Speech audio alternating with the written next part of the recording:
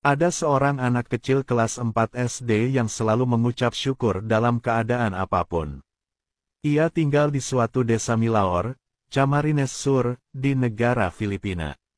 Setiap hari untuk sampai ke sekolahnya, ia harus berjalan kaki melintasi daerah yang tanahnya berbatu dan menyeberangi jalan raya yang berbahaya, di mana banyak kendaraan yang melaju kencang.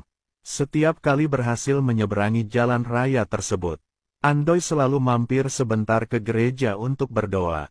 Tindakannya ini diamati oleh Pendeta Agaton, karena merasa terharu dengan sikap Andoy yang lugu dan beriman tersebut. Suatu hari ketika Andoy hendak masuk ke gereja, Pendeta Agaton menyapanya, "Selamat pagi Andoy, apa kabarmu? Apakah kamu akan ke sekolah?" "Ya, Bapak Pendeta," balas Andoy sambil tersenyum. "Mulai sekarang saya akan membantu dan menemani kamu menyeberangi jalan raya tersebut setiap kali kamu akan menyeberang." "Terima kasih Bapak Pendeta. Sekarang apa yang akan kamu lakukan?" Andoy menjawab, "Aku hanya ingin menyapa Tuhan Yesus, sahabatku." Lalu pendeta itu segera meninggalkan Andoy untuk melewatkan waktunya bersama Tuhan. Tapi kemudian Pendeta Agaton bersembunyi di balik altar untuk mendengarkan apa yang dibicarakan oleh Andoy. Andoy mulai berbicara kepada sahabatnya, "Engkau tahu Tuhan, ujian matematikaku hari ini sangat buruk. Tetapi aku tidak mencontek walaupun teman-temanku yang lain melakukannya. Ayahku mengalami musim paceklik dan yang bisa kumakan hanyalah kue ini. Terima kasih buat kue ini Tuhan. Aku tadi melihat anak kucing malang yang kelaparan dan aku memberikan kueku yang terakhir buatnya. Lucunya, aku nggak begitu lapar. Lihat, ini sepatuku yang terakhir. Mungkin minggu depan aku harus berjalan tanpa sepatu. Engkau tahu Tuhan, sepatu ini akan rusak, tapi tak mengapa, yang terpenting aku tetap dapat pergi ke sekolah.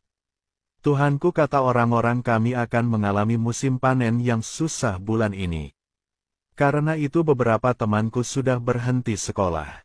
Tolong bantu mereka supaya bisa sekolah lagi. Oh ya, engkau tahu ibu memukulku lagi. Sakit sekali, tetapi aku bersyukur karena masih memiliki seorang ibu. Dan rasa sakit ini pasti akan hilang. Lihatlah lukaku ini Tuhan, aku tahu engkau mampu menyembuhkannya. Di sini bekas lukanya." Andoy memegang bekas lukanya. "Tolong jangan marahi ibuku ya. Memang dia sedang lelah dan khawatir memikirkan kebutuhan makanan juga biaya sekolahku. Itulah mengapa dia memukulku. Oh ya Tuhan, aku rasa aku sedang jatuh cinta saat ini. Ada seorang gadis yang cantik di kelasku. Menurutmu apakah dia akan menyukaiku? Ah, bagaimanapun juga aku tahu bahwa engkau tetap menyukaiku. Karena aku tidak perlu menjadi siapapun untuk menyenangkan hatimu. Engkau adalah sahabatku. Hei Tuhan temanku, ulang tahunmu tinggal 2 hari lagi. Apakah engkau gembira? Tunggu saja, aku punya hadiah untukmu. Tapi ini kejutan, dan aku harap engkau menyukainya. Ups, aku harus pergi sekarang. Selamat siang." Kemudian Andoy segera berlari keluar dan memanggil Pendeta Agaton. Pak Pendeta, aku sudah selesai berbicara dengan sahabatku Tuhan Yesus. Sekarang Anda bisa menemaniku menyeberang jalan." Kegiatan tersebut berlangsung setiap hari. Andoy tidak pernah absen sekalipun. Pendeta Agaton berbagi cerita ini kepada jemaat di gerejanya setiap hari Minggu. Karena dia belum pernah melihat iman dan kepercayaan yang murni kepada Allah dan bersyukur saat situasi yang sulit terjadi seperti yang dimiliki Andoy. Saat hari Natal tiba, Pendeta Agaton jatuh sakit, sehingga dia tidak bisa memimpin gereja dan dirawat di rumah sakit. Pengelolaan gereja diserahkan kepada 4 wanita tua yang tidak pernah tersenyum. Mereka selalu menyalahkan segala sesuatu yang diperbuat orang lain. Hari itu tanggal 25 Desember ketika 4 wanita tua tadi sedang berada di gereja, tiba-tiba masuklah Andoy. Dan hendak menyapa sahabatnya. "Halo Tuhan, aku kurang ajar kamu bocah, apakah matamu tidak melihat kami sedang berdoa?" Keluar, Andoy begitu terkejut, karena tidak pernah ia diusir oleh Pendeta Agaton. Andoy bertanya di mana Bapak Pendeta. Dia seharusnya membantuku menyeberangi jalan raya. Dia selalu menyuruhku mampir lewat pintu belakang gereja. Tidak hanya itu, aku juga harus menyapa sahabatku. Hari ini adalah hari ulang tahunnya. Aku punya hadiah untuknya. Ketika Andoy hendak mengambil hadiah tersebut dari dalam bajunya, seorang dari keempat wanita itu menarik kerah bajunya dan mendorongnya keluar. Andoy sedih, bingung, dan setelah berpikir sebentar ia tidak mempunyai pilihan lain, kecuali sendirian menyeberangi jalan raya tersebut. Di situ ada sebuah tikungan yang tidak terlihat pandangan. Sebuah bus melaju dengan kencang dan Andoy mulai menyeberang sambil melindungi hadiah tadi di dalam bajunya. Sehingga dia tidak melihat datangnya bus tadi. Tiba-tiba brak, terdengar bunyi gaduh dan bus tadi berhenti mendadak. Apa yang terjadi? Ternyata karena tidak bisa menghindari bus besar tadi Andoy tertabrak dan tewas seketika. Orang-orang di sekitarnya berlarian dan mengelilingi tubuh Andoy yang sudah tak bernyawa. Sedih. Saat itu entah dari mana munculnya tiba-tiba datang seorang pria berjubah putih dengan wajah yang lembut namun penuh dengan air mata. Ia memeluk tubuh Andoy dan menangis. Orang-orang pun heran, mereka penasaran lalu bertanya, "Maaf Tuan, apakah Anda keluarga bocah malang ini? Apakah Anda mengenalnya?" Dengan hati yang berduka ia segera berdiri dan berkata, "Anak ini namanya Andoy, dia adalah sahabatku." Lalu diambilnya bungkusan hadiah dari dalam baju Andoy dan menaruh di dadanya. Dia lalu berdiri dan membawa pergi tubuh Andoy. Kerumunan orang tersebut semakin penasaran.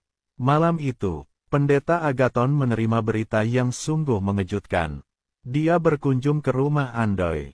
Ketika Pendeta Agaton bertemu dengan orang tua Andoy, ia bertanya, "Bagaimana Anda mengetahui putra Anda meninggal?"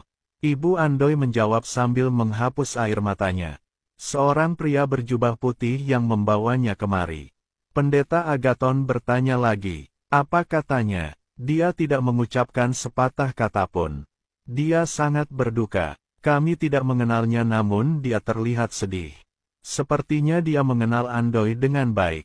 Tetapi ada suatu kedamaian yang sulit untuk dijelaskan mengenai dirinya. Dia menyerahkan anak kami dan tersenyum lembut. Dia membelai rambut Andoy dan mencium keningnya kemudian dia membisikkan sesuatu. Jawab ayah Andoy. Pendeta Agaton bertanya apa yang dikatakannya. Ayah Andoy menjawab, dia berkata terima kasih buat kadonya. Aku akan segera berjumpa denganmu. Engkau akan bersamaku. Dan sang ayah melanjutkan, Anda tahu kemudian, semuanya itu terasa begitu indah. Aku menangis karena bahagia. Aku tidak dapat menjelaskannya. Ketika dia meninggalkan kami ada suatu kedamaian yang memenuhi hati kami. Aku tahu putraku sudah berada di surga sekarang. Tapi Pak Pendeta tolonglah katakan siapakah pria ini yang selalu bicara dengan putraku setiap hari di gerejamu. Anda pasti mengenalnya karena Anda selalu berada di sana setiap hari. Tiba-tiba air mata Pendeta Agaton menetes di pipinya.